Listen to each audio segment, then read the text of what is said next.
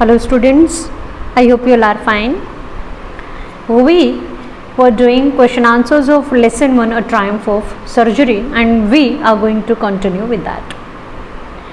By far we have done read and find out questions. Let us start doing from here. Question 1. What kind of person do you think the narrator, a veterinary surgeon, is? याद रखना है आपको. What is the narrator's profession? He is a veterinary surgeon. Would you say he is tactful as well as full of common sense? आपको क्या लगता है कि वो tactful होने के साथ साथ समझदार भी है, common sense भी है?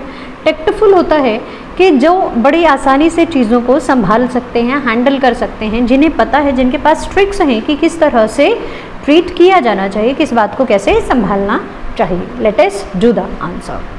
The narrator, a vet. जो जैसे मैंने आपको बताया, वेटरनरी सर्जन को हम वेट भी कह सकते हैं, ये भी ठीक होती है, शॉर्ट फॉर्म होती है इसकी. ही was a tactful person. Tactful हैं वो. क्यों? जिस तरह से उन्होंने मिसेस पंफ्री को हैंडल किया वो बड़ी समझदारी वाला काम था. He knew that it would be difficult for Mrs Pumphrey to be strict with Tricki. वो जानते थे कि मिसेस पंफ्री के लिए काफ़ी मुश्किल होगा वो ट्रिकी को स्ट्रिक्ट रह सके उसके साथ, क्योंकि वो अपने डॉग से, अपनी ट्रिकी से बहुत ज़्यादा प्यार करती हैं.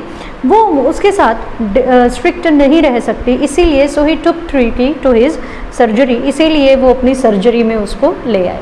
ये काफ़ी लंबा आंसर भी हो सकता है. अब वो टेक्टफुल हैं कैसे? सर्जरी में लेकर आए, जो चीज़ें उन्होंने दी वो सब रख ली, लेकिन वो यूज़ नहीं की. ठीक है. अब उनका भी मन रख लिया, जो चीज़ें वो भेजती रही वो अपने पास रखते रहे, जैसे उसके लिए एग्स, वाइन, ब्रेंडी वगैरह. लेकिन अल्टीमेटली उन्हें ये भी समझा दिया कि हाँ, एक्सरसाइज करने से ही उसको, मतलब जितना ज़रूरी है उतना भोजन देने से ही वो ठीक रह सकता है. Next question. Do you think Tricki was happy to go home? What do you think will happen now? आपके अनुसार अब क्या होगा? Yes, Tricki was really happy to go home. Tricki वाकई खुश था अपने घर वापस जाकर, क्योंकि it left upon Mrs Pumphrey and loved her as soon as it noticed. Left, छलांग लगाना, लीप की सेकेंड फॉर्म है लेफ्ट. लेफ्ट अपॉन, कूद कर, झपटा, एक तरह से छलांग लगाई जैसे ही उसने मिसेस पंफ्री को देखा. एंड लव्ड हर, और उन्हें बहुत ज़्यादा प्यार किया जैसे ही ट्रिकी ने मिसेस पंफ्री को देखा. So he was really happy to go back home. Now what do you think will happen? इसका हमने आंसर यहाँ नहीं लिखा है. I think Tricki will remain fit as he is now. अब या उसका ये, अगर मिस्टर हैरियट उन्हें समझा देंगे तो शायद ऐसे हो सकता है. Now describe the parting scene between Tricki and Mrs Pumphrey. एक एक्स्ट्रा क्वेश्चन हमने लिखा. पार्टिंग सीन, पार्टिंग होता है अलग होते हुए, बिछुड़ते हुए, बिछुड़ना. बिछुड़ना किसी से. जब ट्रिकी और मिसेस पंफ्री बिछुड़ रहे थे तो उस सीन को डिस्क्राइब करें. कब बिछुड़ रहे थे? जब मिस्टर हैरियट ट्रिकी को अपने साथ सर्जरी लेकर आ रहे थे, तो उस समय ट्रिकी की क्या हालत थी और मिसेस पंफ्री की क्या हालत थी. Mr Herriot was taking Tricki to his surgery for a fortnight. Tricki को वो अपनी सर्जरी लेकर आ रहे थे. कहाँ? फोर्टनाइट के लिए, 15 डेज के लिए. So everybody was in tears. हर कोई रो रहा था.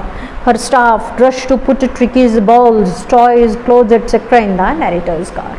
जो मिसेस पंफ्री का स्टाफ है, रिच लेडी थी वो दौड़ दौड़ कर, जल्दी जल्दी करके, रश होता है भाग दौड़ करते हुए, ट्रिकी के खाने के बॉल्स हैं या उसके खेलने के खिलौने हैं या उसके पहनने के कपड़े हैं, सब जल्दी जल्दी नरेटर की गाड़ी में रख रहे थे. Everybody was in tears. Main line है ये. सभी रो रहे थे, दुखी थे. Now let us do the long question. Why did Mrs. Pumphrey call it a triumph of surgery? Mrs. Pumphrey इसे triumph of surgery क्यों कहती हैं? और अगला, या इस तरह से भी आ सकता है. How did Mr. Harriet treat Tricky? Tricky को कैसे उन्होंने ट्रीट किया? या कैरेक्टर स्केच मिसेस पंफ्री का. मतलब अल्टीमेटली बेसिकली कहने वाली बात यह है समझने की कि इस लेसन से कोई भी लॉन्ग क्वेश्चन आ जाए तो हमारा आंसर यही होना चाहिए कि वो इसे ट्रायम्फ ऑफ सर्जरी क्यों कहती हैं. आखिर ऐसा क्या हुआ जिसकी वजह से मिसेस पंफ्री ने इसे कहा कि ये तो आपकी सर्जरी की विक्ट्री है. Mrs Pomfrey was a rich lady. Mrs Pumphrey एक रिच लेडी थी. She loved her dog tricky very much. बहुत ज़्यादा प्यार करती थी अपने डॉग से. अब आपको आई थिंक कब तक तो नाम याद हो जाने चाहिए. Who is Tricki? Tricki is a dog, a pet dog. Who is Mrs Pumphrey? She was a rich lady, mistress of Tricki, मालकिन. So she would pamper it much.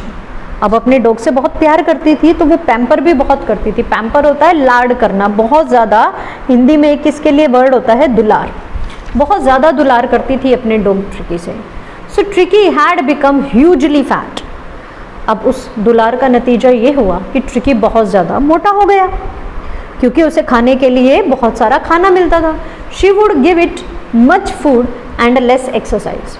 It use किया है किसके लिए? ट्रिकी के लिए. ध्यान रखें, tricky कैसा हो गया? वो उसे बहुत ज़्यादा फूड देती और एक्सरसाइज कम हो पाती थी.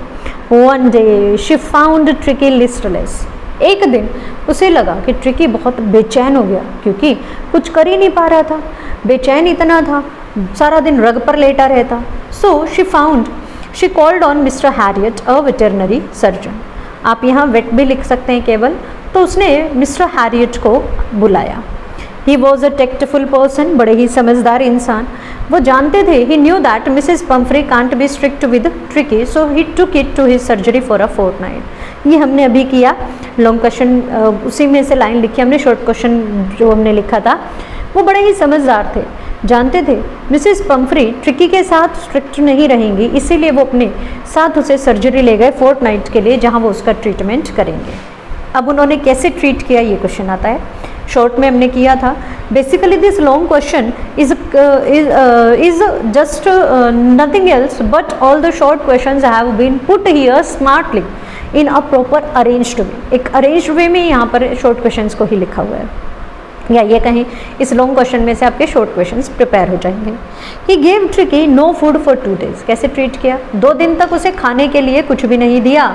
And after 2 days Tricki showed some interest in its surroundings.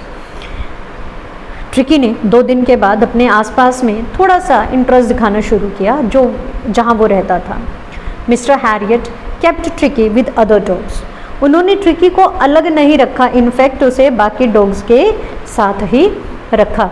He gave him much exercise. उसे काफ़ी एक्सरसाइज दी. एंड ट्रिकी रिकवर्ड सून.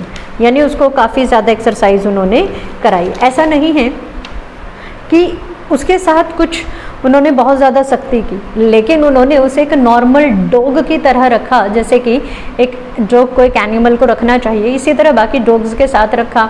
उसे फुर्तीला बना दिया. After 15 days Mrs Pumphrey came to Tricki home.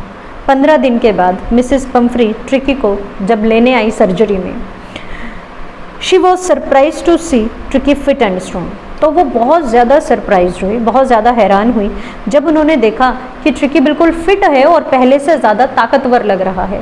हमने इस लेसन में पढ़ा था कि 15 दिन बाद नरेटर ने ध्यान दिया, देखा ट्रिकी को कि उसकी कितनी रिकवरी हो रही है. पहले जो एक मोटा सा मांस का लोथड़ा लगता था, अब वो एक अच्छा वेल बिल्ट अप डॉग लग रहा था.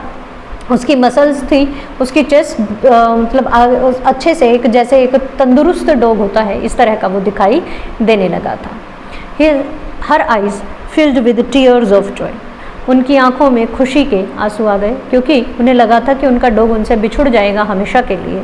She called it a Triumph of surgery. और इसीलिए उन्होंने इसे ट्रायम्फ ऑफ सर्जरी कहा, विक्ट्री कहा. किसकी? ट्रायम्फ हम कर चुके हैं कई बार.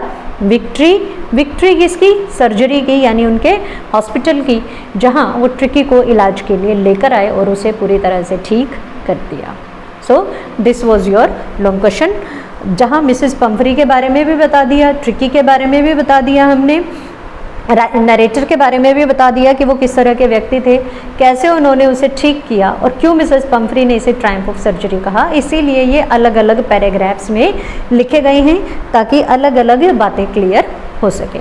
Now do the work. Thank you.